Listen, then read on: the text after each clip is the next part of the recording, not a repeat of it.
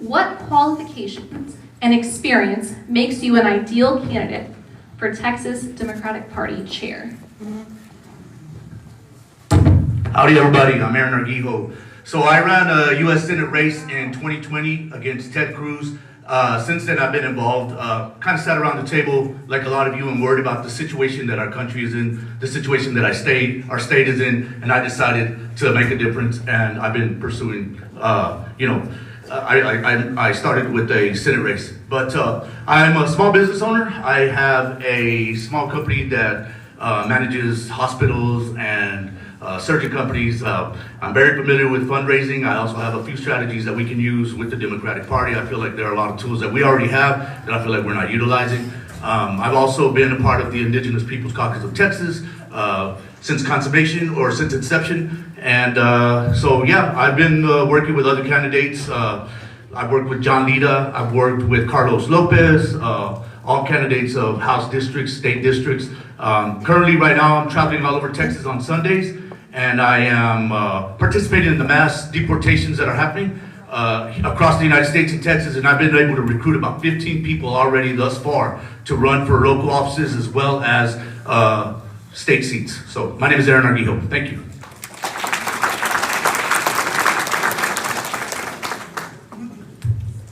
Hello everyone, thank you for being here today. It's so wonderful to see so many people out there.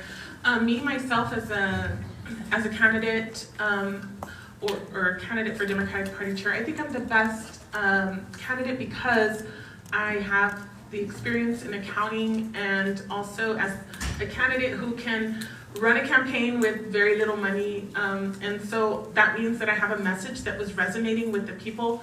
So I feel that I know that I can connect with a lot of new voters, a lot of people around the state. I'm also, a lot of people ask me what is my platform. I'm always saying what isn't my platform. So I kind of want to touch base on making sure we take care of the environment, women, and for sure small business, which is something that I really want to get a lot of people to help with. So I'm looking forward to helping the Democratic Party in any capacity. So thank you so much. My name is Medi Gomez, Medi, M-E-R-I. Thank you.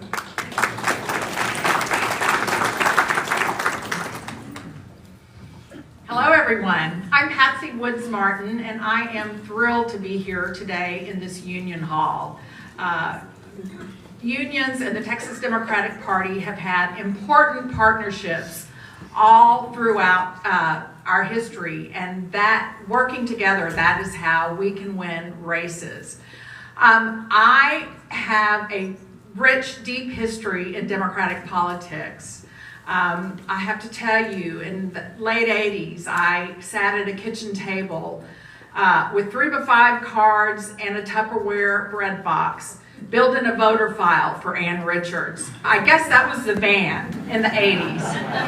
I've run a statewide organization that helped flip seats and win races across the state. And in the last decade alone, I've built teams to raise about $30 million for candidates in Texas. Finally, I know this state. I've lived all over the state. I've worked all over the state at Annie's List. From Houston to the Metroplex. Now I live in Montague County, which is very rural. I understand what it takes to win elections in big cities, suburbia, and small towns, and I'm ready to put my experience to work for the people of Texas.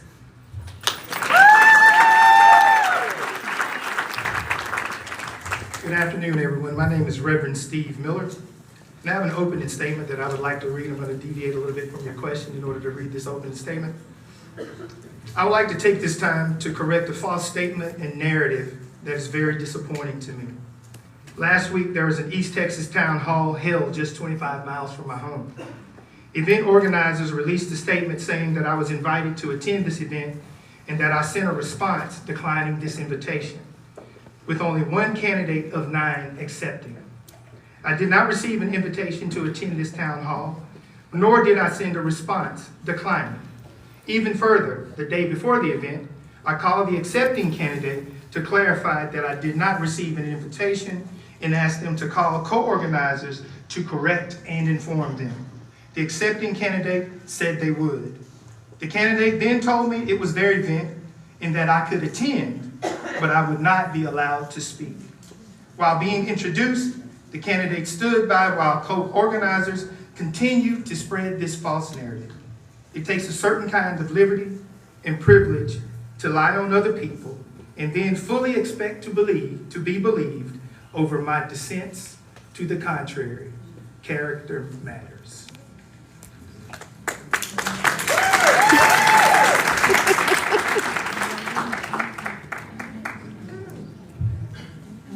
Good afternoon. I'm Delia Parker Mims, Chair of the Denton County Democratic Party, and I appreciate that question. I stand before you with a track record of success. We flip Texas one county at a time, and that means every county's got to be engaged.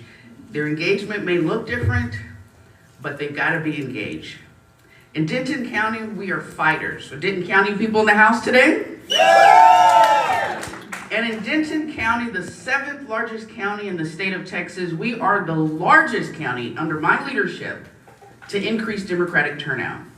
Where the nation has gone down, where the Texas turnout has gone down, in each election cycle in Denton County, we have gone up. We've increased turnout, we've increased volunteerism. We went from 200 people volunteering to over 900 people volunteering in this last election cycle. We went from a $20,000 get out the vote to a $200,000 and having raised that in a matter of weeks. We know what it takes to stop this. We do not have the luxury to continue to fight one another. We must become one team and we must be organized. Fundraising is important, but throwing money at a burning building doesn't do us any good. We need a strategic plan and we need to... Thank you so much.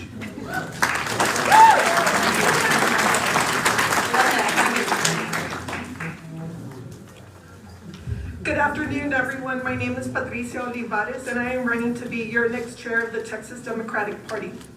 4 generations of my family have served in the military. My grandfather started the tradition. He served in Korea. My Uncle Al served in Vietnam. My Uncle Henry served in Desert Storm, and I served in the Marines, and I deployed overseas to Iraq and Afghanistan. So as you can see, public service was instilled in me from a very early age. For the last 6 years, I've worked in electoral politics. I've held all sorts of roles. I've been political director, I've been a candidate, I've been a consultant. So you name it, I've done it. I understand what it takes to run these coordinated campaigns. Most recently, I was Director of Government Relations for Service Women's Action Network in Washington, D.C., an organization that advocates on behalf of military women and women veterans. I am very proud to say that one of the most historic pieces of legislation that I worked on was the PACT Act, which is the promise to address comprehensive toxins, because so many veterans were affected by the burn pits in Iraq and Afghanistan. Why am I running? Because we need to fight for Texas. It is very dangerous what is happening to our country. You can look at war-torn countries and you can say, oh, that can't happen here. It absolutely We're can. at time. So thank you very much for your time.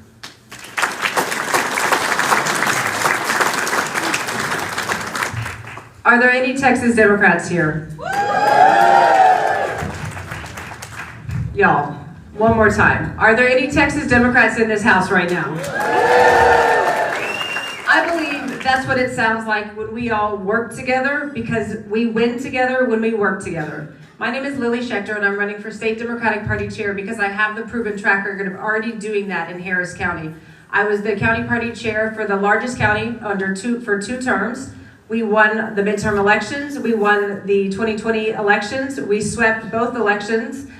And the way we did that is we all came together and worked together around a shared vision and plan. And now I want to take that experience that I have at the county and bring it to the state. So the SDEC, for the TDP, for the county party chairs, at the end of the day, it's not whether you're rural, urban, suburban, it's that we're Texas Democrats who are fighting to push back against the Trump administration. And the way we do that is building for 26, 28, 30, and have a fight at the table for redistricting in 31. So again, one more time, any Texas Democrats in the house? That's what it sounds like when we work together, so thank you.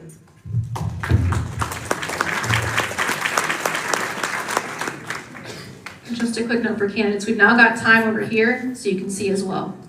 That way, hopefully, I don't have to tell you time.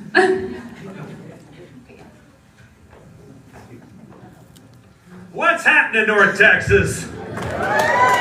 My name's Kendall Scudder. I grew up with lesbian mamas in East Texas, and that's how you know that I know how to fight. When I was 12 years old, Republicans were fighting to take kids like me Her out of name our was homes Lily and put us in Schechter. foster care. So I started knocking on doors. And in the last 20 years, I've served on every level of leadership in our state party. I've been a precinct chair, been an interim county chair. I've served on the SDEC. I currently serve as the vice chair for finance in the state party. I was nominated for the Senate in the most conservative Senate district in the state of Texas, where I felt ignored and neglected by the party apparatus. And I ran for office in one of the bluest parts of the state, where I won. And I currently serve as one of the directors of the Dallas Central Appraisal District. Look, y'all, I know where the landmines are because I've stepped on all of them.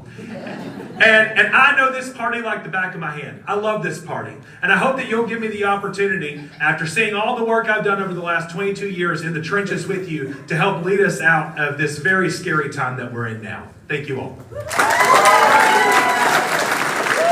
This is in Grand Prairie.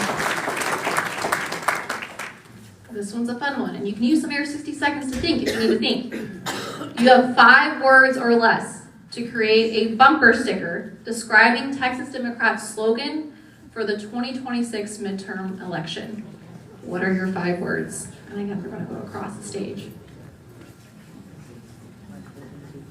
Texas Democrats, you hit us, we hit you back.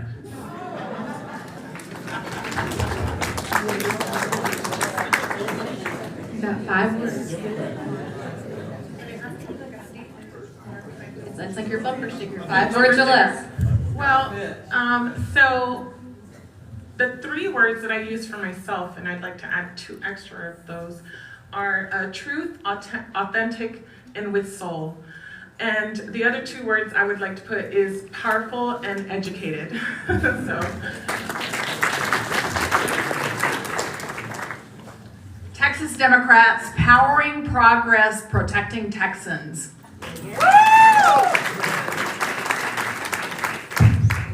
Texas Democrats, a new hope.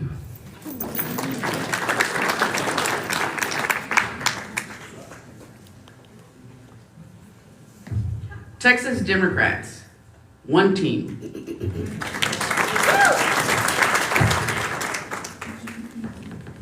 Don't mess with Texas.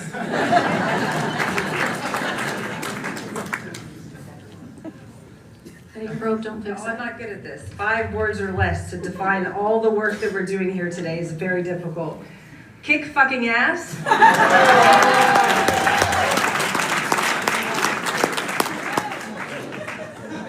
I'm breaking the word count rule. Mamas, don't let your babies grow up to be proud boys.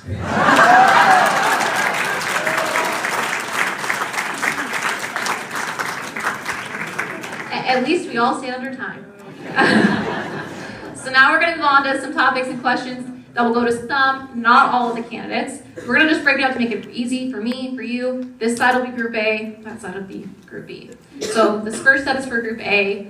Studies show people vote more with their feelings than facts. The Democratic Party struggles to connect emotionally and speak in everyday language. What is your plan to recruit, hire, and retain top communications and digital staff? As a social media person, this one's really important to me. That would deal with press, messaging, social media, and branding. Yes, Aaron. This will be Aaron. It's only Arguello. an interim president. So Aaron Arguello again, in case you guys Only the listen. SDEC gets to vote on So with the social media efforts, if there's anybody handling your social media who's above the age of 25, you're doing it wrong, because these younger generations, they understand social media, they understand what's going on. I told one of my daughter's friends the other day, Or the hey, I intern tweeted this thing, chair, I think it sorry. went viral. She's like, who tweets anymore? So you gotta keep, a youth crowd, right? And budget-wise, obviously, someone in college or fresh out of college, you go from $8 an hour to making working at Starbucks to $20 an hour for the Democratic Party as a social media manager. That's great, right? So in terms of recruiting, so we can't bring the social issues that we are using in urban Grand areas. Prairie. to small town Texas. It's just not gonna work. So there's people that are not having food to eat. There's people that can't pay the bills and fighting the social Right. issues. One time. Sir. I really need like a buzzer. That would be the way to go. Yes, it's going to be plan to recruit, hire, and retain top communications, digital staff that would deal with press, messaging, social media, branding, etc. So- Mary Gomez is answering. My name is Mary Gomez again. Trying to find people that we can trust again nowadays, guys, it's gonna be really hard. But I would say we're gonna need to vet a lot of the people that we do business with, period. And not just that, but we also need to make sure that they are a registered corporation, active with the state of Texas Yes, Grand Secretary of Prairie. State, and also that they have some kind of insurance, because there are corporations out there that are saying that they have so much experience, that they know what they're doing, and then they're not coming up with the results that we need. And we've felt this uncertainty since 2018, since 2022, when Bethel's results were lower than we expected them to. He was our rock star. So I think we need to vet a lot of the people we do business with and maybe open the doors to new media firms, new possible contractors that are good at what they do. But let's just make sure that we're doing business with proper businesses, guys. Thank you. Patsy Woods-Martin. Thanks for that question, Kat. We have a real problem with messaging in our Democratic Party. In fact, we have allowed the Republicans to define who we are as Democrats. And we have got to take the offense on messaging. We've got to tell folks around this state what these right-wing nuts are doing to make a negative impact on their lives. And then the rest is just technical, right? We have social media experts that we can share that message with. In my platform at patsyintexas.com, I talk about creating a creators council. If we can solidify that message and share it with folks who are good at social media, then we can begin to turn the tide.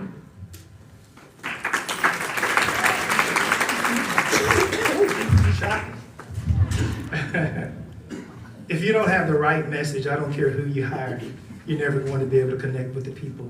So the first thing you have to do is have the right message. If you have the right message with someone who can connect with the people, then that message will land.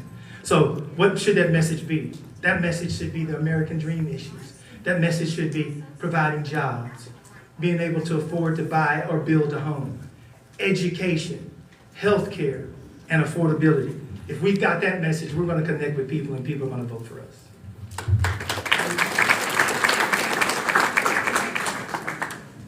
Next question is going to be for the other side. Whoever is elected will be responsible for the TDP staff. How do you plan to retain and attract talented staff executives and managers, as well as union-eligible staff employees? And what are the important qualities of executives and managers on the TDP staff?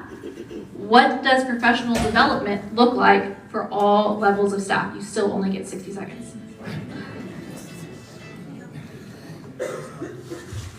Thank you so much. Retaining staff is very important, and I've been able to do that as chair in Denton County, but our staff, and most of our staff, has been volunteer. So that makes it even more challenging. And in order to retain them, you have to be appreciative of what they do. You have to understand their strengths so you put them in the right position.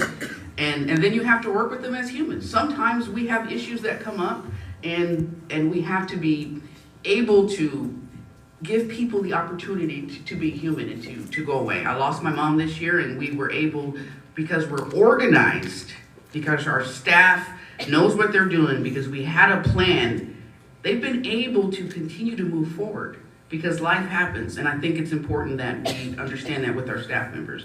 Professional responsibility or growth is important, and I think we should provide opportunities for them to learn. There are lots of trainings to learn in terms of how to do a lot of things. But I will say this, I believe the SDEC members are incredibly bright, and we need to start looking at that human capital first before we start spending money.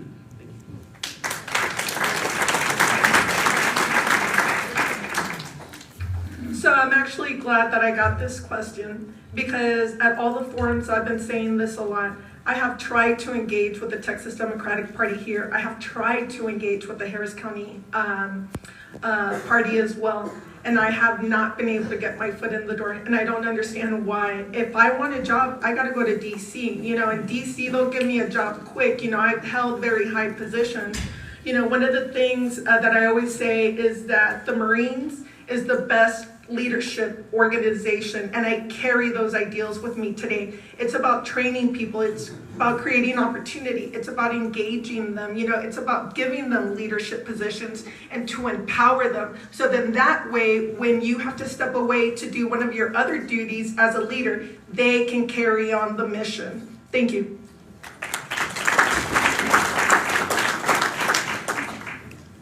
I think this is a great question, and I think that we have to start with the culture change, and we have to talk about appreciation.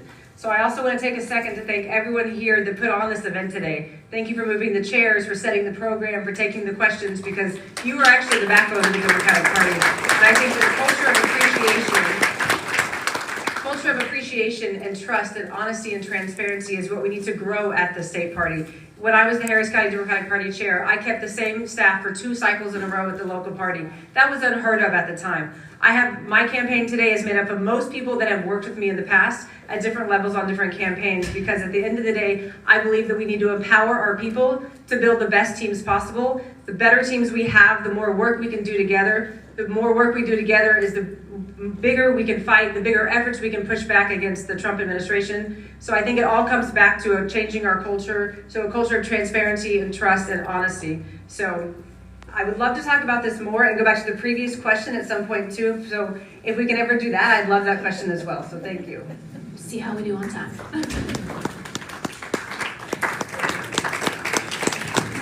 If you ask any great leader about structuring their organization, doesn't matter if they're private sector, public sector, what they will tell you is that culture trumps strategy every single time.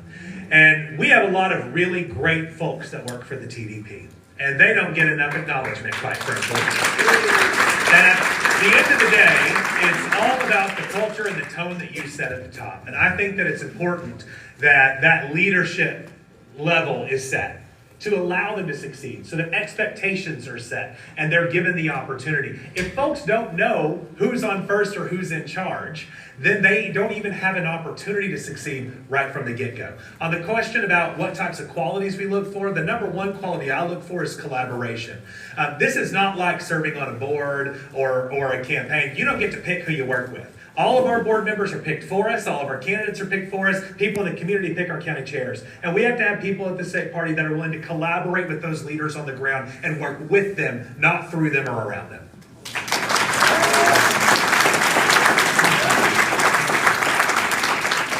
Going back to this side of the stage, what is your experience recruiting candidates for office and your plan to recruit candidates for the 2026 cycle?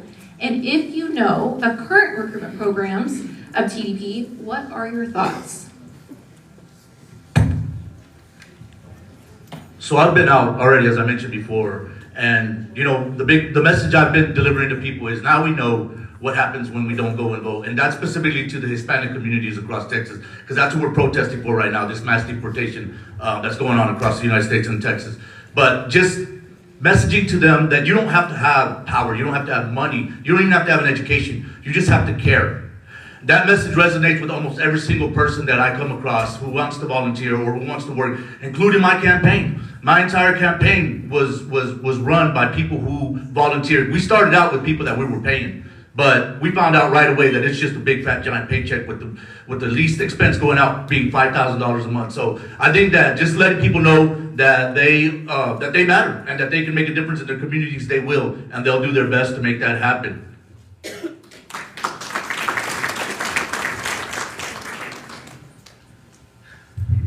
Again, my name is Mary Gomez. when I first got involved with the Democratic Party, I had seen some things that I didn't like in my own hometown. And so one of the things that people told me is just there's just not enough people who are involved. So the first thing I did was drive all around Hidalgo County and try to meet people in the community and ask them, hey, like, my name is Medi, I'm a Democrat, like, we're looking for people within certain precincts that could be representative of the community. I stopped in taco shops, I stopped in boutiques, wherever I would find. I kind of just drove around the county.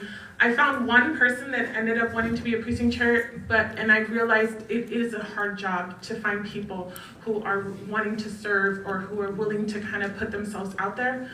But what I started doing myself as a candidate, just so you guys know, I did also run for US Senate, and I got almost 50,000 votes with no money.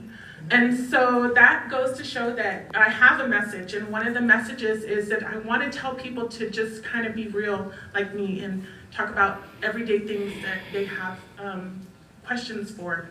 Right. So the message, it's there. Thank you.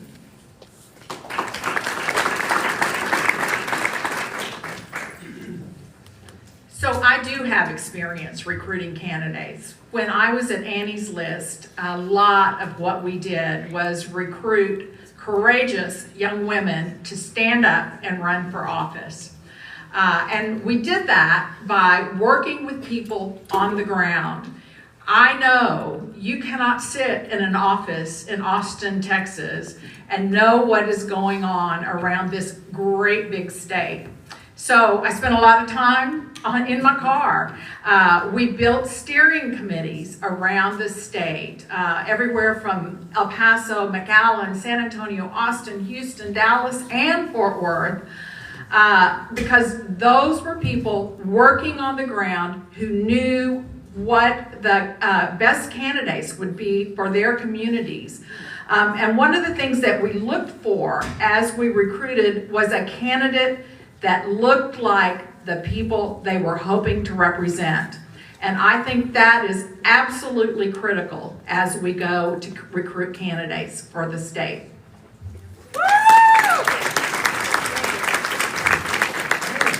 It's the second time I've gotten shocked when I come through. I've never asked a candidate to run or recruited a candidate to run for public office, but I've definitely helped a bunch of candidates in their tries for public office. And one of those is Representative Carl Sherman when he was running for US Senate when he came to East Texas. Now, for 2026, check out these men that I'm talking about. This is what my slate would look out like, our partial slate. I would run Richard Fisher for governor, who's a Dallas businessman, former governor of the Federal Reserve Bank. I would run Lyndon Olson for lieutenant governor, which is a banker out of Waco, Texas, and he's a former ambassador to Sweden, I believe. I would run Beto for land commissioner, so we can carry the star power on down the ballot. And I would also run Sylvester Turner for agricultural commissioner, so we can continue to carry that star power down the ballot.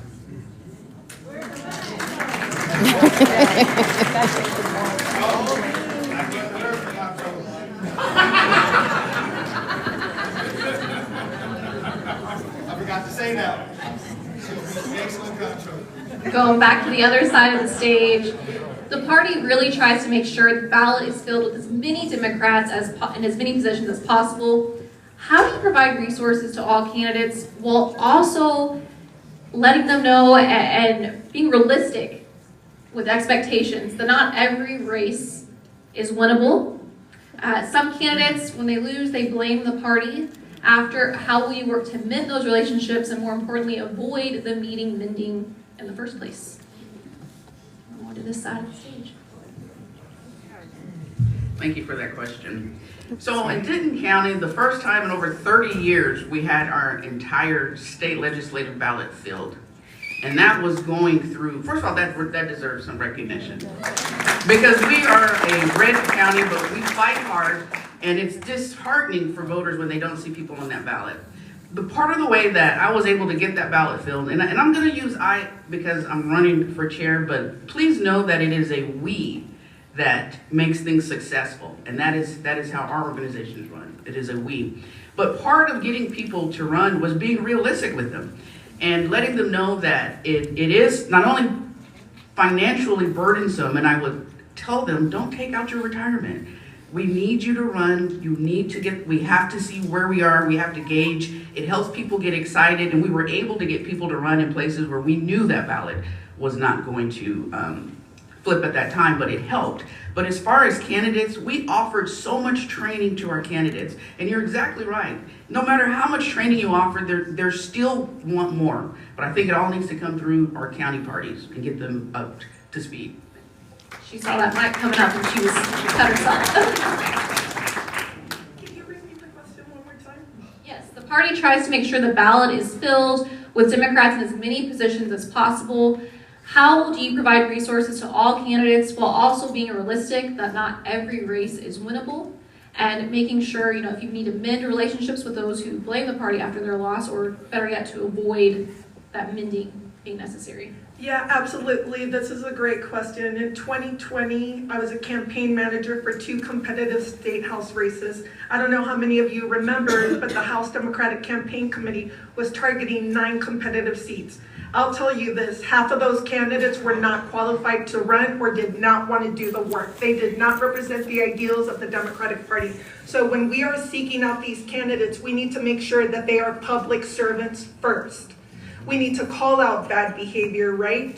We need to make sure that they stand up for democratic ideals, and that when we elect people that look like us, that they will vote in favor of us instead of falling in line to the status quo. Andy's List does an amazing job, and I gotta give big props to Patsy for the work that they do, because all around, that's the work that we should be emulating. Thank you.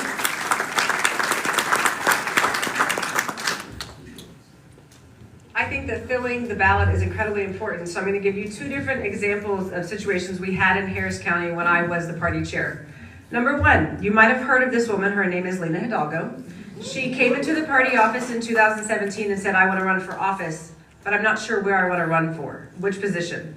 At that time, no one thought that we could win the Harris County judge's position. But Lena walked into the office with a clear vision of what she wanted to do with the county government position and a great background. So we said to her, Lena, we would like you to run for county judge. Lo and behold, because we had someone in that seat that was a great candidate, and we were able to win the county and for the first time in a midterm election in decades, because we put someone in that seat.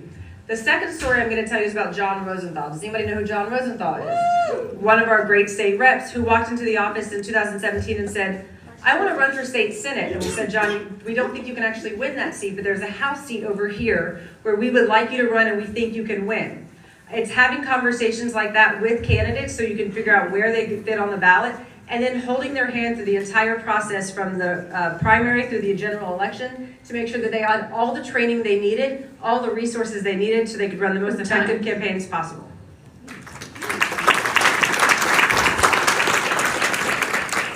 Well, first I'll say I'm no stranger to candidate recruitment. I was a part of the team that worked with the political department and with the non-urban caucus to recruit more candidates for office this cycle than what we have had in a very long time. 85% of state house seats. It was mentioned by Vice Chair Kathy earlier. But this question particularly was about candidates. I have been a candidate in a really tough area. And the problem is when you ask for help, folks look at you and they say, well, we don't have money to help. Folks look at you and they say, well, we don't have money to help you. Well, I didn't ask you for money. I asked you for help. Okay? There are resources and things that our party can put together so that these campaigns are not forced to reinvent the wheel. The party should be a clearinghouse for all of the advertising work that we do around the state so that every county isn't having to redo it. So that you don't have to have someone that specializes in Spanish language media in order to put a Spanish language ad on Spanish language radio. We as a party have to be operating smarter and working smarter, not harder. And I think that that process stands true with our candidates as well, to make sure that we're there uplifting them and giving the supports. I've been one of those candidates before. I know what they need, and I'm here to help build it.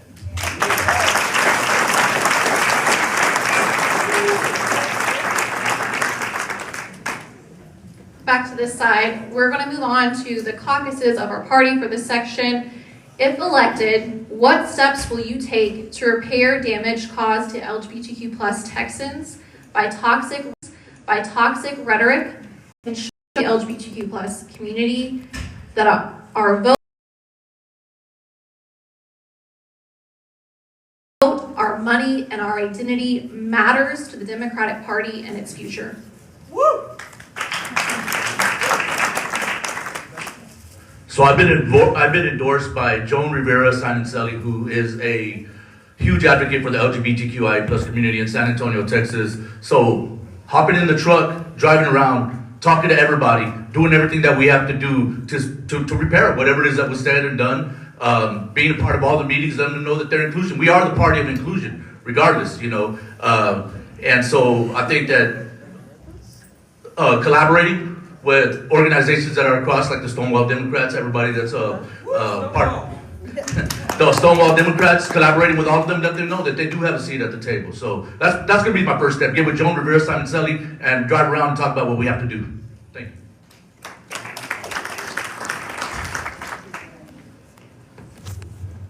Hello, my name is Mary Gomez. So I am RGB Stonewall Democrats, guys, and one of the things that we want to start doing is just getting involved with the community, letting people know that we are not any different. If a community identifies itself as LGBTQ, it's anyone from any type of society, but I think that people just need to be real. I'm sorry, guys. Just come out and be yourselves and be yourselves wholly. Because one of the issues that I deal with a lot of my trans friends is they're not ready to, go out and see the world, but just go out and see the world, guys. Like, I'm sorry, if not now, when? And so we gotta start integrating everybody so we don't feel excluded. Thank you.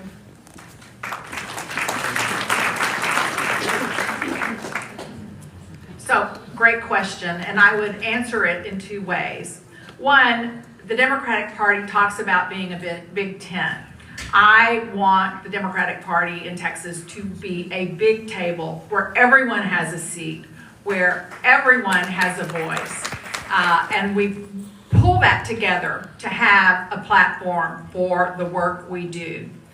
And then on the other side, I believe that the right-wing Republican nut jobs scapegoat members of the LGBTQ community.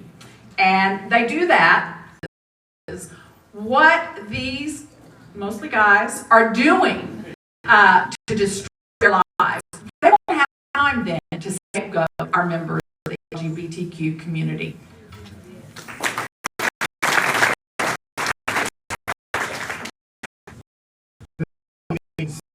Power to the people. The Democratic Party has always been a person or a group of people for something that you may not like.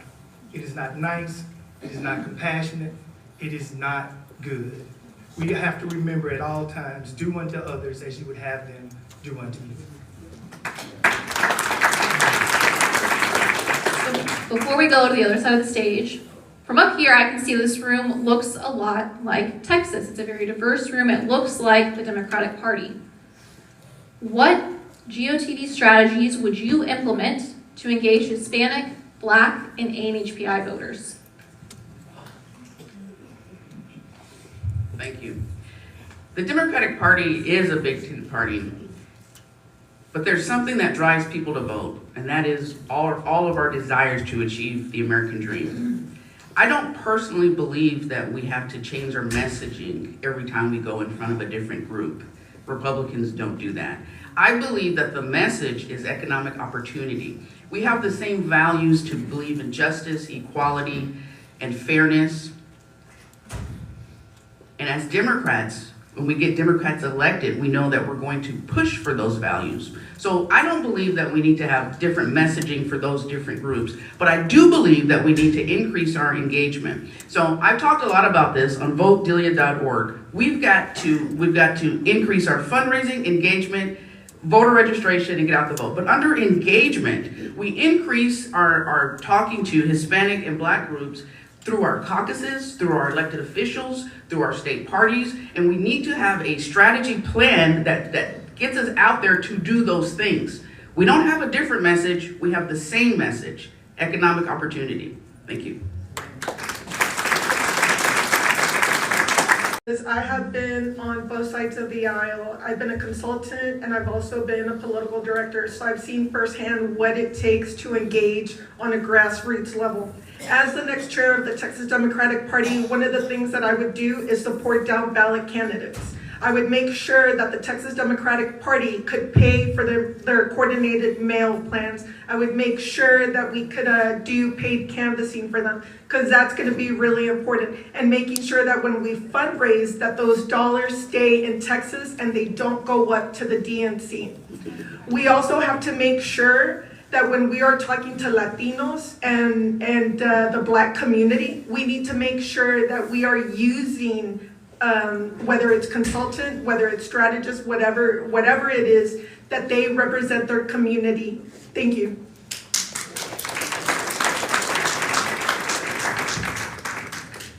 I'm gonna say this a lot because it's my lived experience. When I was the Harris County Democratic Party chair, we focused on Black and Latino and AAPI turnout as one of the first things we started to do when I got into the office. We did that by creating committees to bring more people into the party, and then we hired staff around the county that looked like the voters we wanted to talk to. And then we went around the county and did work and deprogramming throughout the year, not just during election time, but throughout the year, worked with communities around the county in order to get more communities engaged in the Democratic Party so that we could build trust in our party and build our community that way. But the other thing we did is when we got to election time, we did some more creative programming. In 2018, we ran the program for Black Girl Magic in order to elect 19 female Democratic judges in Harris County for the first time ever, which was historic. We did that by hiring local people who helped us build programs in communities around the county to take the pictures and do social media. But we also did a program called Say Something, where we went into music festivals and worked with hip hop artists and muralists around the county to do big vote murals around the county so that we could meet voters where they're at and talk to them about the issues that they care about.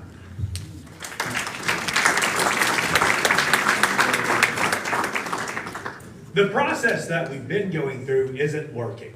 The idea that you hire one Black constituency outreach person for the entire state of Texas and tell them to go for it with no expectations and no guidance is setting people up to fail.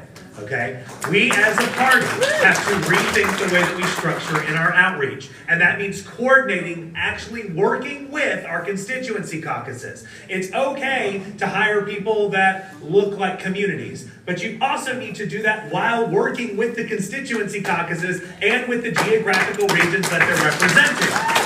It's important that we as a party set a strategic plan. We have 3 different columns: flips, protects, and districts we want to milk votes out of. You start at the top of what the highest priority is. You figure out which constituency caucus makes the most sense. I'm going to use an example. Let's say Mahela Police is at the top of that list. State Representative Mahela Police and Protect. It would make sense to do AAPI outreach in her district. Let's work with Asian American Democrats in Texas, find someone that's on the ground there that is local, that works through them, set expectations, and work together with a plan, a strategy. Don't hire people just for political favors. Let's do things to actually move the goalposts and win elections.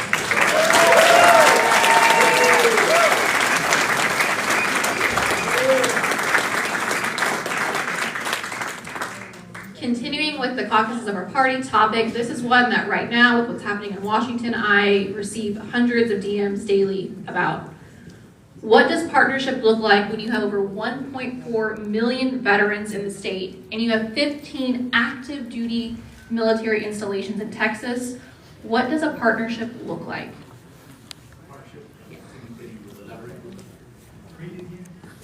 This one more time. What does partnership look like when you have over 1.4 million veterans in the state and you have 15 active duty military installations in Texas? What does a partnership look like with the veterans in our state? I think I got it. So a partnership with the veterans in our state. I guess I really don't know how to answer that question. I'll be honest with you. Like, you know, what can we do for? Do we have a purpose, or Just a partnership, like, It can be how you're engaging, how you're working with them. okay, because, yeah, I'm a little confused about the question. But yes, I mean, obviously, I'm a veteran myself, so working with the Texas Democratic Veterans Caucus would be important. I think that a lot of the Texas Democratic Caucus, Veterans Caucus right now, is against everything that's happening with Greg Abbott is giving to Donald Trump with all this land that's happening down on the border. I think we're all against it. I think that Vote Vets is against it as well. Vote Vets is a big organization that goes across America. They endorse vet candidates who are running for Democratic offices.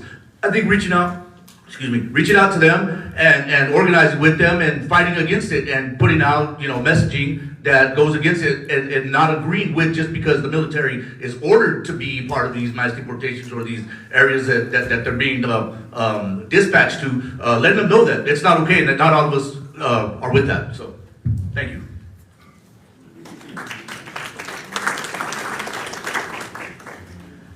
So partnering with veterans, I unfortunately have not had enough experience, but the experience that I can tell you guys was when I met and married my husband, who was homeless at the time.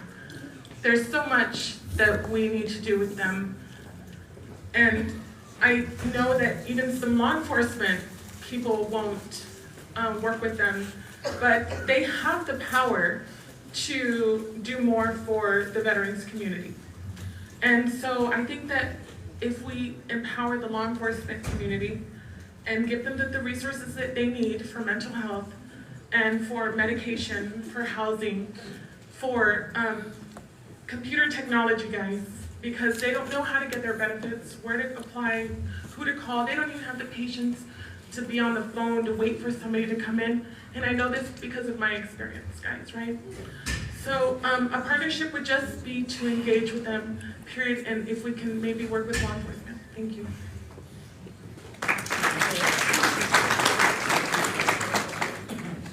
Well, the first thing I would do in building a plan to work with our veterans is talk to Frederick Nickens and Martha Williams, who represent the Veterans Caucus on the SDEC. After that, I think what we would want to do is maybe build a program for registering those veterans right here in Texas. They come from, at the 15 installations around the state, folks come from all over the country and the world. And if we could get them to vote in Texas, that would help our numbers.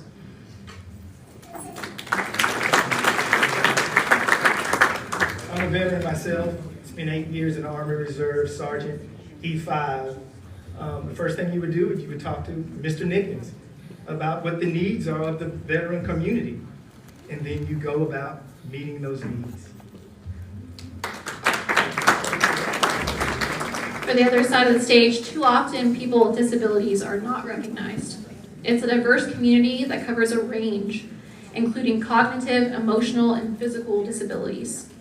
How will you ensure that we have equitable representation within TDP's activities and bring awareness to the disability spectrum? We'll start with you, Ms. Parker. Thank you. Honestly, I think all your questions have relatively the same answer. How do you engage Black people? How do you engage the disability community? How do you engage the veterans? We have to create a strategic plan at the TDP level that empowers our caucuses to go out and create that engagement. Right now, having talked to a lot of SDEC members and caucuses, I can tell you there is no such plan. There is no such empowerment with our SDEC members or with our caucuses.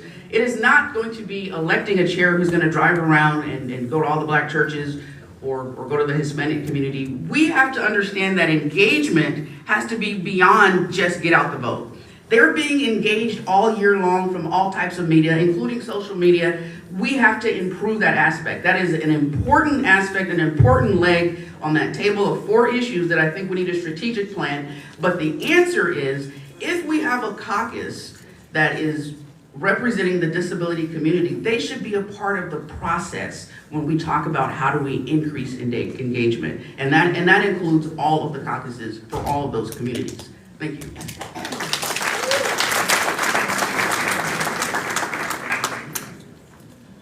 So, after After serving in the Marines, after coming back home from Afghanistan, I was diagnosed with a traumatic brain injury from an IED incident, and I was also diagnosed with post-traumatic stress disorder. I think the most important thing to show society is that we can be leaders, we can be engaged, and that these health issues that we deal with do not affect us in a way that it would affect our work. We keep talking about putting people in positions of power because that is truly what we need. I'm not going to be a subject matter expert on everything, right? But the important part is that we know that there are leaders within the community that we can put on councils, that we can bring into the TDP, hire them and say, hey, help us run the program. I wanted to go back to the veteran thing because I think that was a great question, but thank you so much.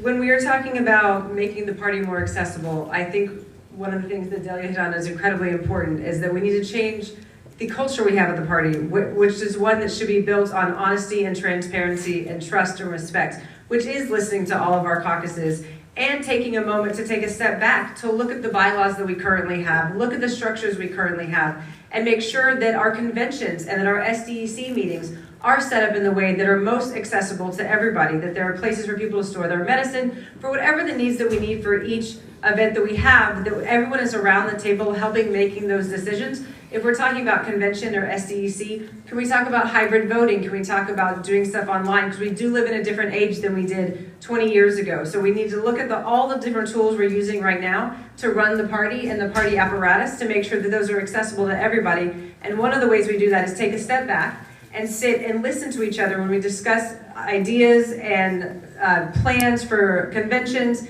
and figure out the ways to make it most accessible to everybody.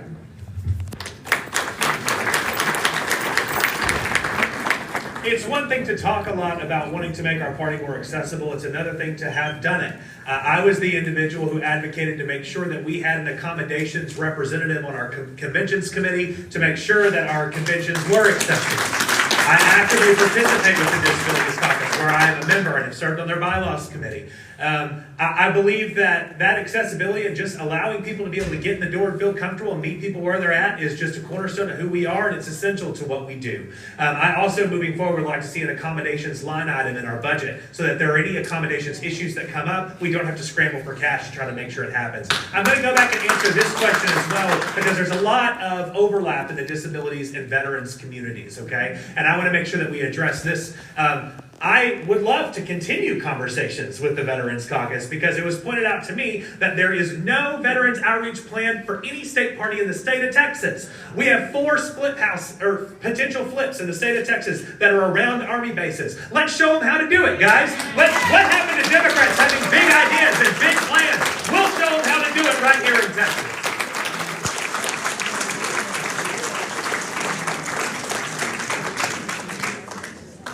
Back over here again, we're still on the topic of caucuses in our party.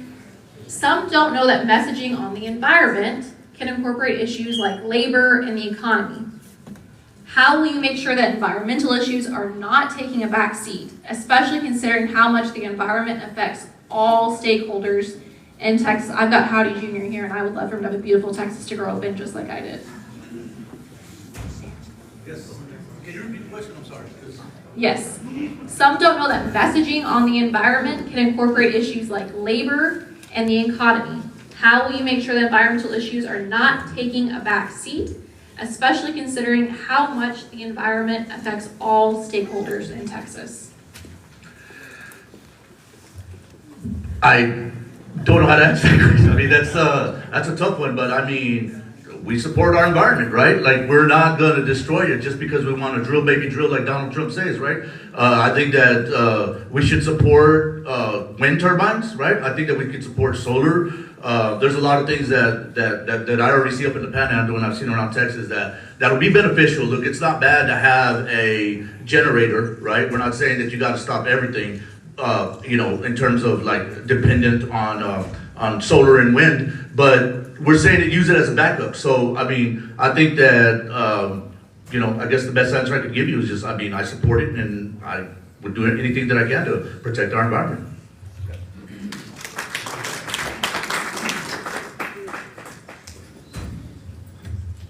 Hello. So one of the things that I was talking about when I was running for US Senate is I wanted to change the whole game. And how we're gonna change the game, guys, is the Corporate Accountability Act. And that is something I had been talking about on the campaign trail. I don't know if y'all remember that. But the Corporate Accountability Act would hold corporations accountable. And how are they gonna how is it gonna hold corporations accountable? As a merited tax system, corporations are more possibly going to want a better tax rate or pay less taxes, so they're gonna make sure that they're friendly to the environment. And with the Corporate Accountability Act, the environment is gonna be a big aspect to these corporations trying to pay less taxes, right? So, but it's gonna have an after effect. Also, another thing, I know the state of Texas, when it comes to franchise tax, there are some tax benefits for solar and energy efficient improvements to the buildings. So I want to expand on those kind of credits in the state of Texas for corporations, and that'll probably influence them. Thank you.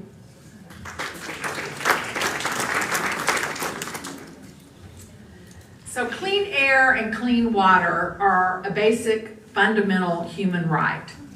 And we need to acknowledge that and use that as a foundation. And there are jobs to be had across the state in promoting solar energy, wind power energy, and cleaning effluent from factories. And we can talk about having a clean environment in the same sentence that we talk about economic security and growing good jobs across the state. And I think we need to focus in that way.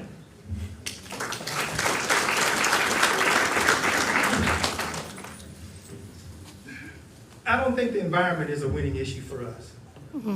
Over the last 31 years, from 1994 to now, we have 27 statewide elective offices. We've lost every last one of them since 1994. I think the issues, the first order issues that we should concentrate on are the issues of American Dream issues, the bread and butter issues. Jobs, education, affordability, being able to send your kid to school whenever they need to, being able to buy or purchase the home. Those are the issues that we need to be talking about. These are the winning issues of Texas. We can't afford to lose anymore, guys. We've lost too many elections in order to be concentrating and making the first order issue the environment. It should be the American Dream issues, the kitchen table issues that we concentrate on. All right, this next one this is my Roman Empire right here. This is where I'm spending so much of my time right now on Howdy. Billionaires and self-identified Christian nationalists have invested millions of dollars into GOP campaigns and movements in an effort to pass the private school voucher scam in the Texas legislature. Many Republicans and independent voters do not support the ideologies of Christian nationalism, nor do they support the voucher scam.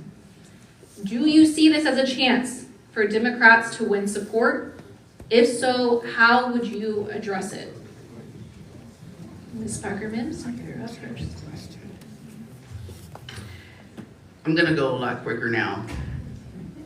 First, regarding the environment, I'm gonna ask the second question. Did you know that Biden passed the infrastructure bill and the rescue plan? He addressed environmental issues. We did not engage with our public. They do not know what he did to help the environment. So engaging our public as to what we've already done and what we're doing is important, and stop letting them define us. We're not going to get those issues addressed if we don't get people elected. And we have to start messaging on issues that get us elected. We're all Democrats and we all know climate change is real. We all know that. And so it's not a matter of whether or not we believe it or how we're going to implement it, because the chair is not implementing it. What we have to do is start increasing our engagement in all of the factors so that people know what we've been doing. In terms of the Christian nationalism, that is an opportunity to give people. And in my county, we were able to save our school boards from a MAGA takeover because nobody wants vouchers. And we have to go there in a nonpartisan way and talk about what the issues are and how it impacts everybody.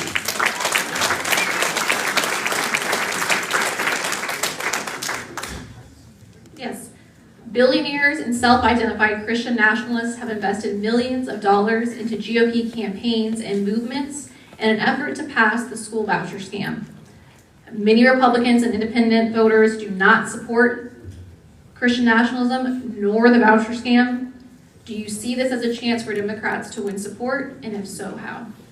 I think so. Our messaging is going to be real important, but most importantly, we need to be talking to our rural counties because these public school, not the public school vouchers, but these private school vouchers, the dismantling of the Department of Education in Washington, D.C. is going to directly affect them. And we need to say, hey, here in Harris County in Houston, we may not be worried because we have so many charter school alternatives and all that stuff. But when they start to take away funding from the public school system, guess what? Those rural county schools are going to close. And that's what needs to be our messaging when we're talking to our rural counties. There was a poll not too long ago that came out, and she's absolutely right that Texans do not support these vouchers. And so we need to engage our Democratic billionaires, just like HEB, because Howard E. Butts is one of the most progressive billionaires in the state of Texas, and we need to say, hey, help us get our message out. Thank you. I have two kids that are currently in public school right now in Houston, where we have dealt with the TEA takeover and HIC, and it has been horrific to see what our kids have gone through. So what's happening in the public school system is something we need to talk about. We need to talk about very loudly. Last election cycle, we were able to defeat a bond in the city of Houston for HISD. There was billions of dollars on a bond that they wanted to pass to give money carte blanche to redo the schools. But because we organized at the local levels, we were able to prevent that bond from passing. The way we did that is we worked with our elected officials who are willing to stand up and speak against speak against the TEA and their takeover and the bond they were trying to pass. We also worked with our labor allies to make sure that we had people working at the polls every day during early vote, and we did block walking and phone banking and text messaging leading up to the election cycle to make sure that everyone knew that this was that they were trying to pass a bond to spend billions of dollars that were not actually going to benefit our kids and their education, but actually is going to make more profit for the people making the buildings at the time. So when you can collaborate and work together on these unifying issues, there's a chance for us to work together and win and push back on the Texas leadership.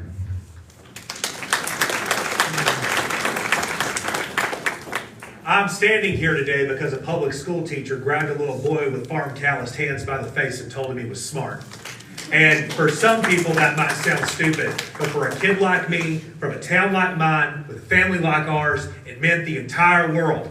There is a concerted effort by billionaires to pry that opportunity out of the hands of working people. And our party moves forward whenever we bear hug the idea that it is the working people of this country standing up against the billionaires and the banks. We are at our best as a party when we are protecting poor people from billionaires and banks. School vouchers are a thinly veiled attempt to privatize our public schools and tear them apart brick by brick. They are trying to fund coupons for rich people to send their kids to private schools on the backs of working families and working kids at the expense of your kids' future. When our party owns the idea that we are here for working people, not for the multimillionaires, not for the billionaires, and we understand that it is unacceptable to have 66 billionaires controlling 70% of the wealth in this state, that's when we start to win over working people in this state.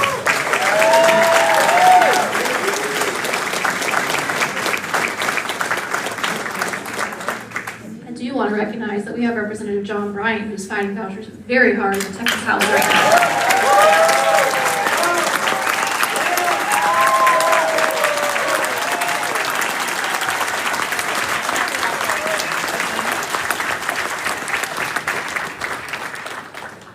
And you can go to don'tdefundmyschool.com to find out exactly how much vouchers will take away from your neighborhood school.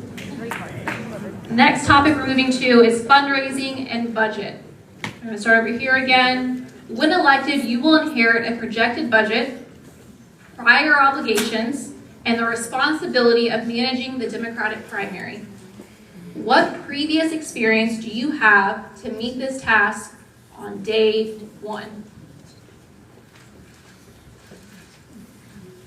Thank you. So, I'm the owner and founder of a small company called Blue Rock Accounting and Tax Company, and I've been able to raise money. Recently, we raised about $6 million to do an acquisition with a company called MedSurant. We had to get trying to get $1 million out of every bank, but we ended up having like 30 banks that we could choose from. We had to come up with $6 million, and so we could do this $200 million acquisition. So my entire career has been focused on taking companies public on the NASDAQ, the New York Stock Exchange. I've been able to raise money to open up franchises across Texas. I've got a lot of significant experience in business and raising money. I've done it through the Democratic Party. We started a Veterans for Bethel. Having a name like Bethel, a lot of money will come in. So those are like, I feel like those are easy ways that we can raise money. But my experience has been all in finance, and I understand how assets work. I understand how mergers, acquisitions work, and I think that that will benefit the Texas Democratic Party when I'm elected.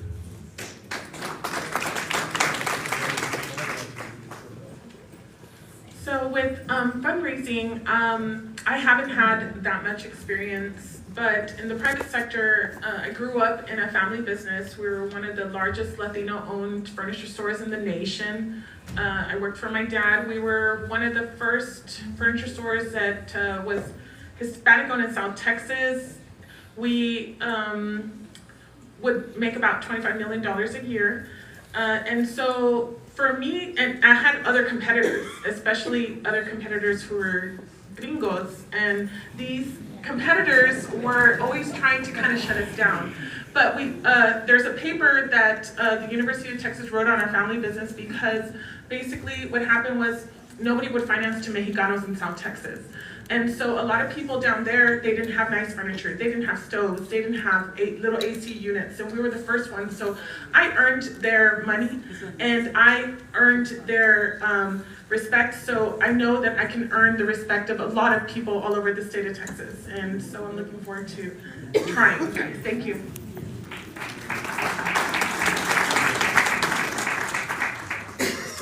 So let me tell you about my experience of very unexpectedly stepping into the role of executive director at Annie's List.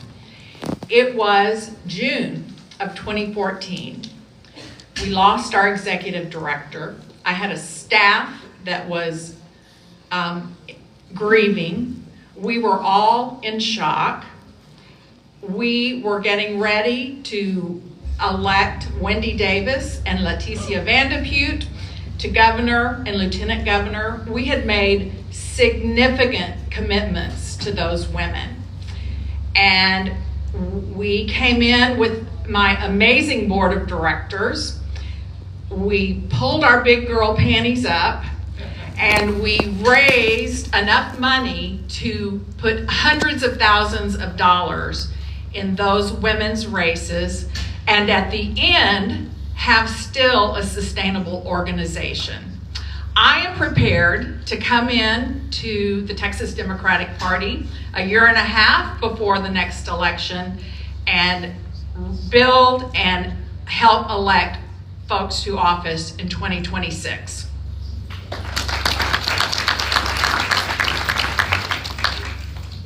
I have an MBA in finance from Texas A&M University. So I know how to manage money. I don't know how to raise money.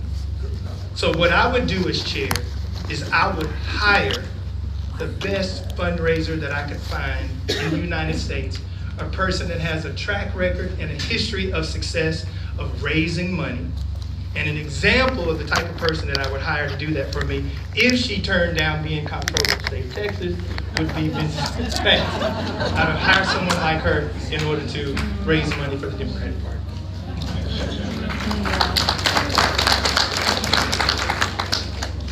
This one we're going to get real specific. How much do you believe the TDP needs to raise each cycle to be competitive in Texas? Get your checkbooks ready. 200 million. I think Betchel raised about 80 million to run, and he was not successful. That doesn't necessarily mean you need that much if we are moving forward in a productive way. So So I think that I would start with around that number, because that was our last biggest, strongest candidate that ran for the state, and possibly maybe even 100 million for cycles. And I like the other question, so I have a few more seconds left. I want to tell you about raising money for a county party. It's not the same as raising money for a popular candidate. It's not the same when you're in a red county and people are afraid to be Democrats. The Texas Democratic Party called for a ceasefire and a two-state solution. Even rich white men didn't even want Look it their up. name on our Democratic donation list. You have to have a strategic plan to get out there and to raise money. It's not rocket science, but it is an effort to do that. And we were able to do that in Denton County, and able to pass that money into our Get Out the Vote, which helped our candidates and helped us to continue to increase Democratic turnout. Thank you.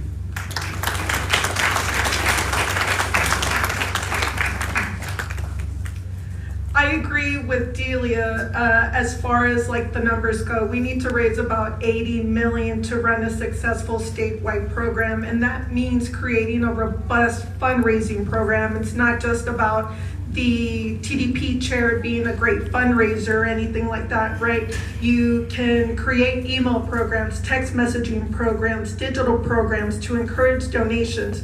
But the thing is this, in Texas, donors are tired, they have fatigue, so we need to be more engaging with our efforts. I can tell you this, in Harris County, the parties are suffering. Do you know how much money Harris County currently has in the bank right now? Throw out a number, any number. We only have 20,000. And that is the largest city, that is one of the largest counties in the state. So we are all suffering. The most important thing to being a great fundraiser is about creating compelling narratives so you can engage the donors. Thank you.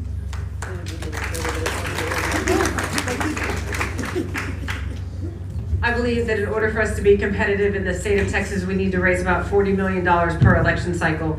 I think that people like Beto O'Rourke and Colin Allred have raised massive amounts of money, and that's amazing. But what they've done differently is they raise it for the campaign cycle leading up to the GOTV effort. I think we actually can raise a little bit less money than they do because you do year-round organizing. If you spend the money year in, day in and day out, you actually don't have to stockpile a ton of money at the end because you're building up an army throughout the state leading up to the election cycle and keeping them after the election cycle. So you have an electorate that stays engaged because you have Democratic workers that are working on the Democratic Party that are covering the entire state, working year round. And so I think that changes the number that you have to raise to be competitive.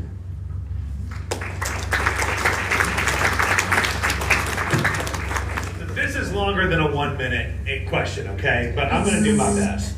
I'm doing my best. I currently serve in a role where I have a large amount of work that I do on the budget with the team, okay? In fact, I was the guy that spearheaded the efforts to bring transparency and accountability into our party finances, to make sure we had permanent auditing in our party finances. And so we've looked at this before. Obviously, you always want to have as much money as you possibly can. But in order to have programs like the year-round organizers that we want, in order to have a Spanish language comms department in addition to our Spanish language comms department, in order to have kind of all these different wish list items that we have, the budgets we've pulled in the past have been anywhere from $20 to $30 million.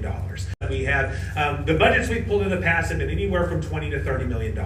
And it's also, anything on top of that allows you to compete in more of these 40 media markets that exist around the state of Texas. There has to be a 254 county plan, not just competing in Dallas, Houston, and Austin, right? Some of these media markets in places like Amarillo, where I was last night, are a whole lot cheaper to compete in than places like Dallas. And it's important that we're raising the resources to accomplish that, but that's what I believe is a realistic number for you.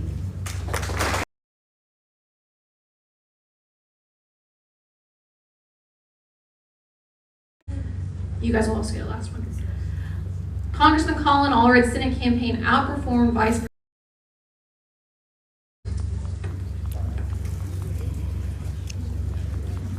That's a great number. I mean, and Bethel got 3%, right? But I think we focus heavily on, I was in the meeting with the data team of the TDP, And, you know, I was listening to some of the numbers that were saying, and it appears that like all the voters are in urban areas. But the reason that the Republicans have control of the House right now, in the State House as well, is because they're investing in rural Texas.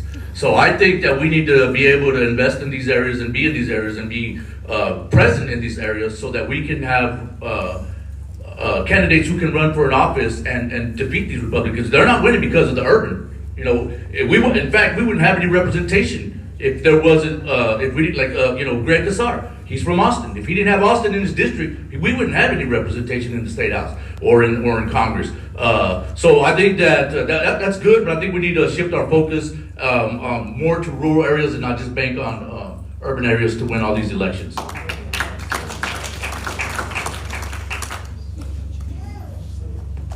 Yes, Congressman Colin Allred's Senate campaign outperformed Vice President Kamala Harris and Governor Tim Walz by around 5.5 points at the top of the ticket.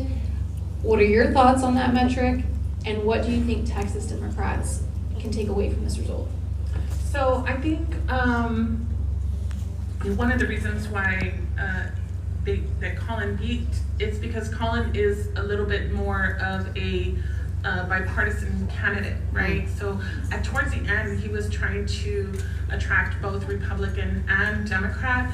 And so I think Texans see that if we can work across the board and work together on issues that affect all of us personally, regardless of party, then more people will get out and vote. So that's what I kind of take away. And with Kamala's race versus Colin's, Kamala was more political and Colin was more table talk, more home issues. And so that's what I take away. Also, there's more to lose when it comes to Texas elections instead of like a presidential. So more people are gonna side with Colin than with Kamala. So thank you.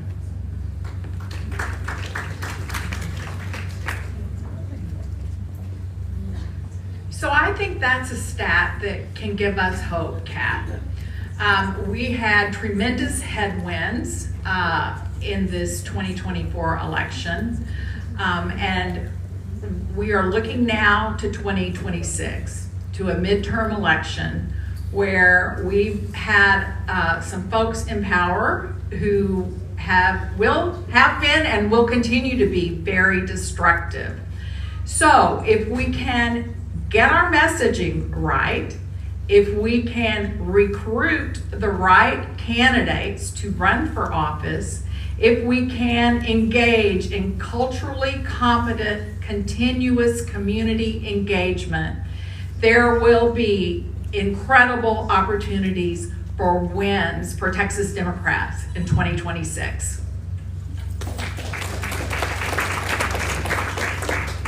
The way I look at it is he still lost. And that's not anything to celebrate. He still lost. According to the Houston Chronicle, Allred only campaigned in 34 counties in the state of Texas. There are 254 counties. He didn't campaign in the rural areas, which is 10 million people.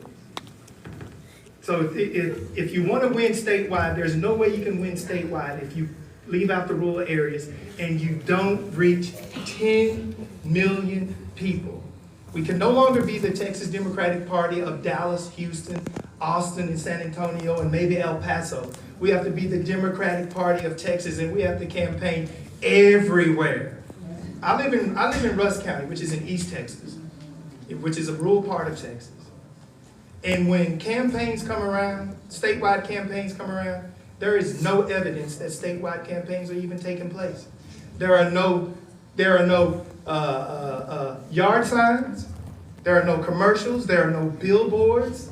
The candidates don't even come and campaign in East Texas or the rural areas. They pass us by. Beto was the only one that came recently. I called the Allred campaign and begged them. I said, I will set up a tour of East Texas for you if you just come. I didn't even get a call back. I didn't even get a text back. So there's no way we can win if we do not include the rural areas. We must do that.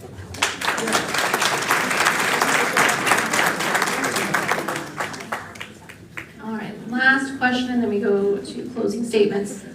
What lessons should we take from the recent election cycle, and how will you apply them moving forward?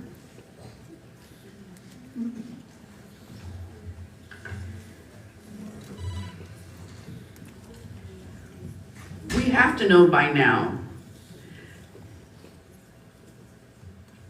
focusing on issues that are not inclusive of all Americans, not inclusive of the American dream, does not increase our turnout. We thought they cared about kids in cages, they did not.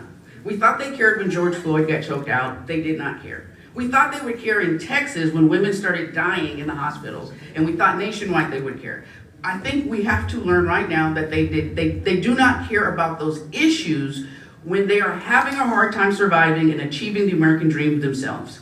I believe we have to start messaging in a way that broadens our tent. And I tell people, this is what Martin Luther King did when he was murdered. He started talking about the 1%. He started talking about economic opportunity, economic justice. He moved away from the smaller issue of racial justice because the Civil Rights Act had already been signed. When he started talking to poor whites and saying it is not blacks or browns that are holding you down, but the 1%, he was murdered because it is about the economic issues, and we have to learn right now that that is what moves people to the polls.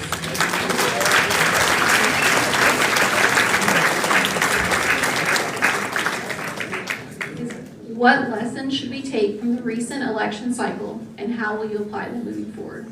Absolutely, we need to take the messaging back. Republicans, every time they take our message and twist it and use it to their advantage, so we cannot get into these petty arguments with them. Don't get me wrong, listen, I know President Obama said when they go low, we get high. No, I'm petty, I'll go even lower. So I'm gonna match your energy, you know what I mean?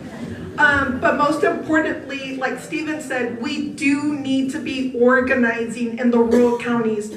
I have to give big props to the Georgia Democratic Party. I worked as a mail consultant on the Senator Raphael Warnock campaign, and I saw what they did. They have monthly meetings with their rural councils. They keep them engaged. They keep messaging to them. All these different organizations work together. Everybody's talking to each other. The Georgia Democratic Party was able to flip the state, and we should be taking the blueprint and following that. Thank you.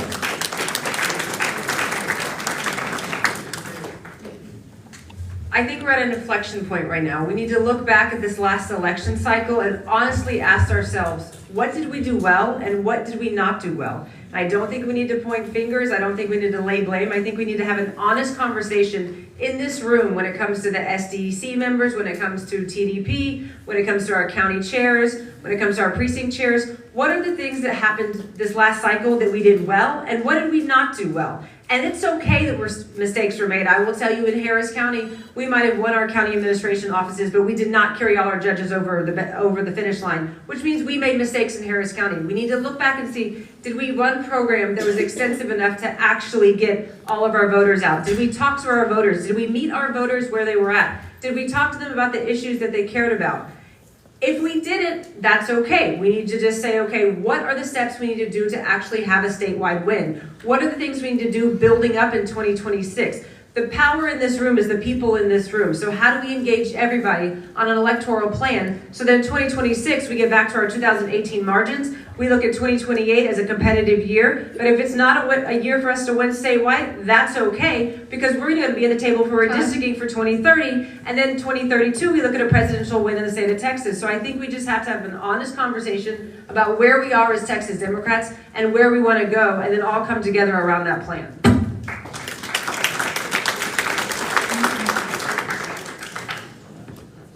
I'm not going to beat issues like messaging like a dead horse, okay? Like, I think a lot of us understand some of that. I want to talk to you about what I hope that everyone on this stage has learned from this election. And it was that there were 1.3 million people who voted in 2020 that didn't vote in 2024. And 200,000 of them were Republicans and 1.1 million of them were Democrats. Yeah. What is the lane of the party? It is to turn out Democrats. There are too many people in this state who have been taken for granted by this party, that we just assume that they're going to show up and we never reach out to them, we never make contact with those folks. People that we deem to be good Democrats, we need to be in contact with them to make sure that they are showing up. That is the lesson that I learned. I think that as a party, we need to own our shit, right? It's not about self-preservation. It's about owning what messed up and trying to move forward from it. This is a thing that I think all of us wanted to do. I think if you were sitting in the room, every coordinated campaign discussion I had around the state, people were saying, expand the map, go to lower propensities, super low propensities. Turns out we should have been talking to our Democrats. Let's own it. Let's figure out how to assess and move forward. That's the lesson that I learned. I'm ready to be the Democratic chairman to fight hard to turn out Democrats to vote.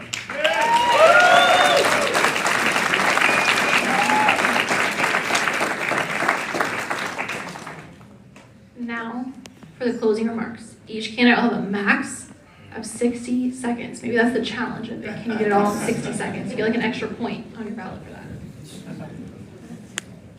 Before you start, can I say something? I have to leave after this forum, guys, because I've been feeling kind of ill, and I almost just about fell out on the stage. So I just wanted to know it's not that I don't want to talk or anything like that. But if you can get my name on the TDP website as one of the candidates, you can just Google it, and then you can reach out to me there, or however you guys want to do it. I just want to say that.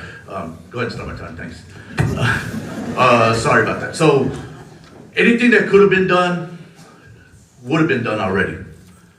If you're somebody that wants to start a business, I can sit with you and we can go over numbers and talk about everything all day, and I can create what's called a pro forma statement for you, and we can make these projections and go to the bank and try to get a loan for you, and they might give it to you, right, with decent credit. But if you don't go out and produce, you're not going to get none of that revenue that you're promising yourself that you're going to do. And that's what we have to do here in Texas now. There's a big void in Texas. In Texas, there's a big need, and we need to fill it. We need to do something about it. That's what I'm here to do. I'm here to go across every single town, every single county, and I'm here to work with everybody. I don't want to talk about what coulda, shoulda. Yeah, I can sit here and plan and strategically do everything that I want to do, but unless I'm out there in the trenches with you, working with you, beside you, we're not ever gonna win this state. And the bottom line is, I'm tired of losing. We're tired of losing, and we got to do something about it. And I hope you're all with me. And as the next chair, I'll make sure that we win more elections, get more people recruited, and raise more money than anybody can. Thank you.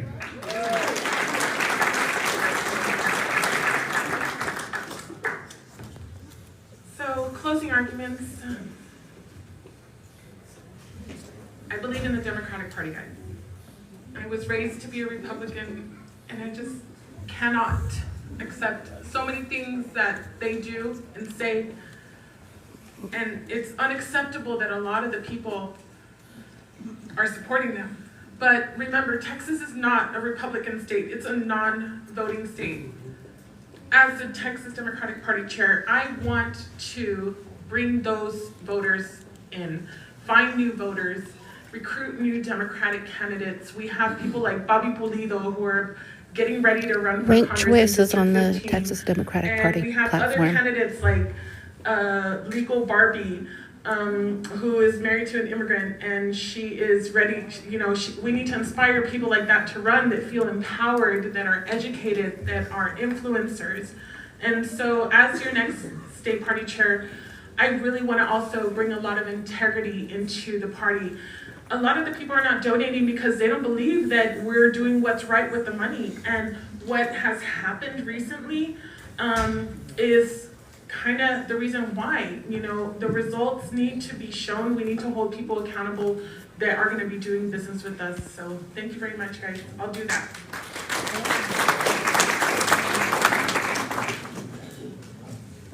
So everyone up here on this stage is a good person, and we all want good things for our fellow Texans. However, this is not a popularity contest.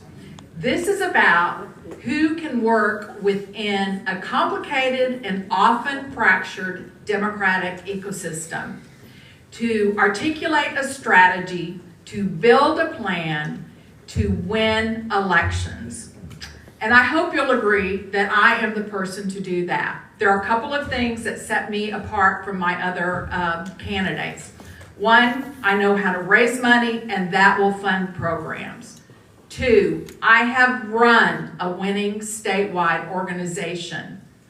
I'd like to bring the relationships I've built doing that to the Texas Democratic Party. 3, I am not a consultant. I have never taken a dime from a candidate or the party, and you can count on me to have the Texas Democratic Party as my #1 priority and winning races into 2026 and beyond. Learn more about me at patsyintexas.com. I would love to have your support so that we can work side by side to win elections into the future.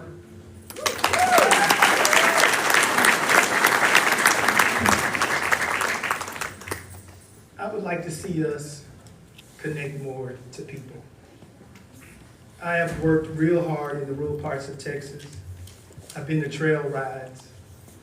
I've been deep in the woods, in the backwoods of Texas. I've been down the old, black old top roads, and I've seen people who have lost hope.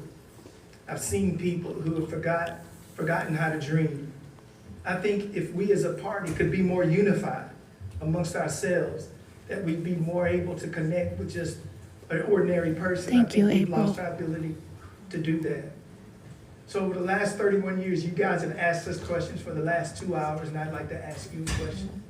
My question to you is this.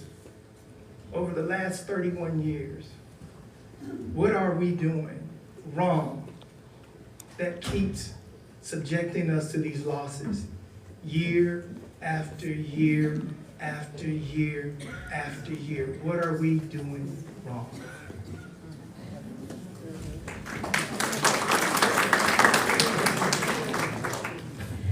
I'm gonna ask everybody to take your phone out and go on votedelia.org. Very simple, votedelia.org. Because we've only been able to talk for a minute. You know, we're not always all excited at the same time, but I have a very extensive outline of what I think we need to do and how we need to move forward. We are at a crossroads, not just in America, but in Texas. I'm concerned about Texas because our governor does not care about Democrats. When I say he doesn't care, he's not intimidated. He's not afraid. He's doing things that is already authoritarian because we are not putting up a challenge. I am not part of the TDP process, and some of you have asked me about that, and will that be a hindrance? Well, let me tell you right now that I think that that is exactly what we need. When you are on fire, you got to stop, drop, and roll and do something different. If we're going in the wrong direction, we don't just need to change the leadership. We need to change the direction and do something bold. What I stand before you as a county chair who has done everything that we need at the state level and at the county level, what we need to do at the state level. And I ask you guys to look at my website and consider a person who has done what we need to get done. Thank you.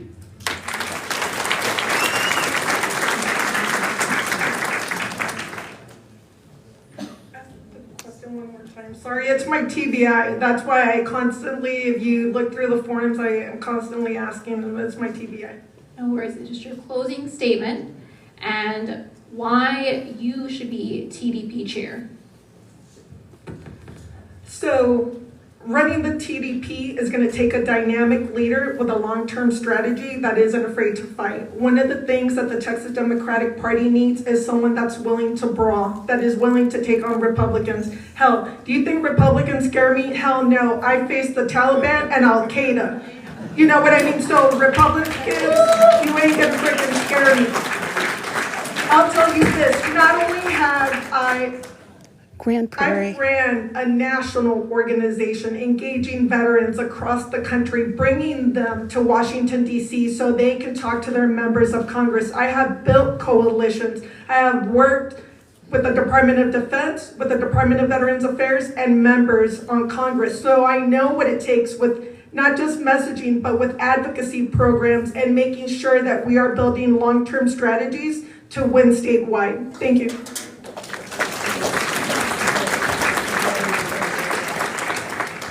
I think I should be the next TDP chair because I have done the work.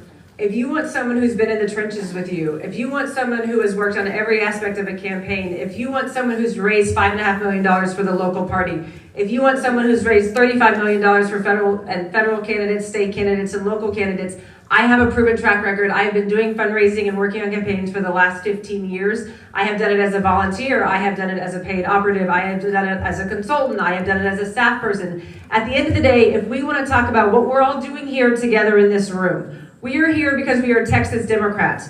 We are not here because we want to get our asses kicked every election cycle. We are here because we want to start building power. We want to start building power for 2026, 28, 30, and 32. How do we do that? We start relying on local leadership like Cardall in the back of the room to make sure that we're trusting him when we're building out a program in Dallas County. We're working with Gabe and Tarrant County and Justin to make sure, and Crystal to make sure that we are building out programs here that are reflective of our values and working with the TDP and the county parties and the SDEC, because I think at the end of the day, we are stronger together, but you have to be able to work in a room together. And I think that I'm the person who's worked on every aspect of the campaign, can come with it with the ability to build a coalition and to raise the dollars to do it.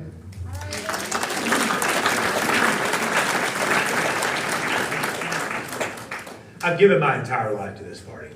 Some people might say that I'm a bit obsessed, okay?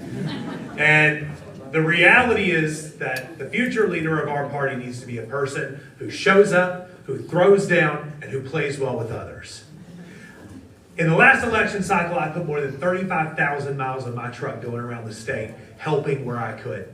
My priority was to be helpful. If you ask county chairs around this state or candidates around this state who they call when they needed help, it often wasn't the TDP. It was my cell phone, and I showed up when they needed me. Whenever Democrats want to show people that they are fighting, they need a leader that throws down. I hope I've shown you that I'm a person that's ready to throw down and take on Republicans when that's necessary. And if we are going to really be serious about restructuring and reforming this party, we need somebody who's done it before and someone who has relationships with members of the SDEC. You know I'll never steamroll you. You know I'll never treat you with disrespect. I want to work with you to build a Texas Democratic Party that's worthy of the people in this room, because you deserve a state chair that works as hard as you. Thank you.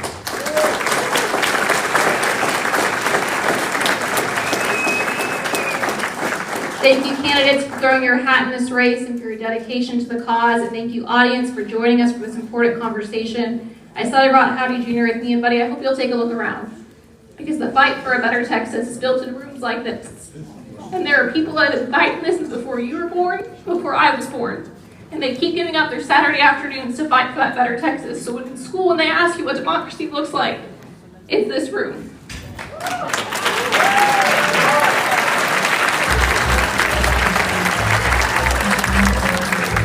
Hold on, candidates. We're going to ask that you please stay seated real quick. I'm going to call on our veterans.